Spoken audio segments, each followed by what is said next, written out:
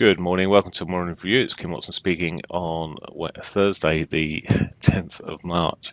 Okay, looking at the euro dollar first, and as you can see, yesterday didn't quite end up with a pivot swing there. It sold off quite a long way, ended up finding some support in the daily 8 moving average and bounced back from that. However, once again, we're selling off through the Asian session. Now, of course, today we've got the ECB meeting at 12:45. Well, all day, but all morning rather. We should hear the results at 12:45, and then more importantly, we've got the ECB press conference at 1:30. I say more importantly, but it will clarify any things that we may see or may not see in the rate decision at 12:45. So certainly huge potential for some volatility today and some good volatility at either of those events. Now, looking at where we are then from a the daily point of view, as I say, it's yesterday it bounced there. 4-hourly to me, it put a 4-hourly pivot swing, and it's been selling off since then through the Asian session and continuing into this current session. Looks like it could carry on pushing south. At the moment, it may be getting a bit sort of steeper, this sort of shorter term frame. I'm sort of looking right the way down to a 5-minute time frame there, but the way it's going, it's just tracking its way down. It looks like it's on a path, and perhaps it will just continue in that route. Already hit the daily pivot earlier on, so no tags there. So it may be on for yesterday's lows and that S1. But personally, I just need to wait for a bit post 8 o'clock and see if we get a bit of a retrace, and then there may be an opportunity for that S1 anyway. So that's where it's looking at the moment. Of course, no action from the ECB could see it moving up. I think there's some priced in data going in there, so we need to watch for that later. Looking at the pound dollar then, consolidation, the previous day, consolidation yesterday, and at the moment we're sitting in the same sort of range. I'm looking for this range to be broken, and maybe with a bit of a kicker. I've drawn the lines on this hourly chart, some closer lines here, which may give us a bit of guidance. Not quite down to its S1 yet, it's sort of bounced just a bit short of that. We'll see where we are, but hopefully we'll get a bit, as I say, a bit more of a clue. It's because it's given us lower highs, higher lows. It's with the exception of this sort of little jab here. You could argue it's actually broken already, a trend line there, but the bigger trend line across from back here looks like it's bouncing from there. I'd possibly like to see it break through these 21 moving averages, although it's tested one of them and the 34 already. If it can break through those, maybe it'll give us a run back up to yesterday's highs and maybe even that R1. So little in the way of just checking there's nothing in the way UK pound news, so there's certainly the possibility.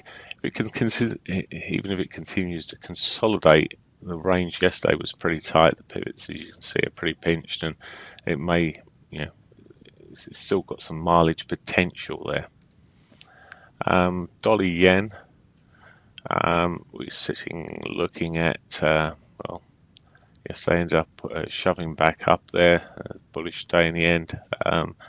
Didn't quite bullish in Gulf, but heading back towards that monthly pivot, yet to be touched. Would like to see that hitting out the way. From a daily point of view, just looking at daily pivot untouched at the moment, and well, perhaps if at some point we see a bit more of a sustained sell-off, we could see it heading back south for that daily pivot there. Okay. Not much else, just looking at what else is sitting there to give us clues. Of course, I'm looking at this dollar yen, I'm thinking, well, the 21s could well get in the way of that track if it does do that. Okay, Aussie dollar. Now the Aussies had a good run of late. It's shoved up. It's already this month we've had quite a sort of a significant push up there. I was just looking earlier. It's already through its R2 pivot on the dailies here. It's brought to my attention from a much bigger move. It's running to a bit of a 50% retrace, well, of a much bigger move.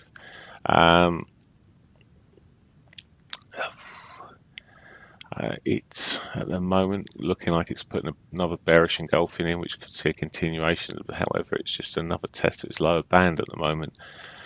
So look at these shorter time frames. It's probably looking a little bit more likely it's going to roll over from here at the moment. Now we are back, and it's just testing that 50 MA.